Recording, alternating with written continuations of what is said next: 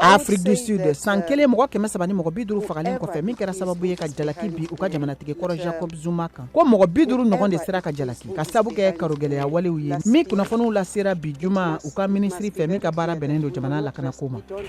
Guinée girinkajɔlaw ye nisɔgoya taama daminɛ kunu alamisa ka kɛɲɛ n'u ka girinkajɔla mɔgɔ 3 minɛli ye minnu bɛ bɛrɛbɛrɛli tɔn ani faso jama fɛ a girinkajɔ walew kɛra sababu ye k'u ka finitigi polisi mɔgɔ 17 jogin.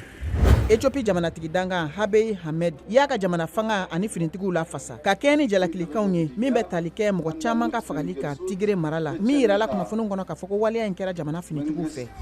Tunisie finitigiw ye girinkajɔla mɔgɔ ba caman de bali kunu alamisa minnu tun bɔlen don ka taa u ka kalata gafe so commission électorale da la ka kɛɲɛ ni sariya kura dɔw tali ye min bɛna u ka jamanatigi to fanga kunna. Nigeria subahana mansin dɔɔninkɛlaba Victor Daniya ye jeu vidéo kura dɔ labɔ farafina farikolo ɲɛnajɛ kan kɛ ko Vicine virtuelle a ka san caman ɲininiw kɔfɛ de wolola ni subahana mansin na.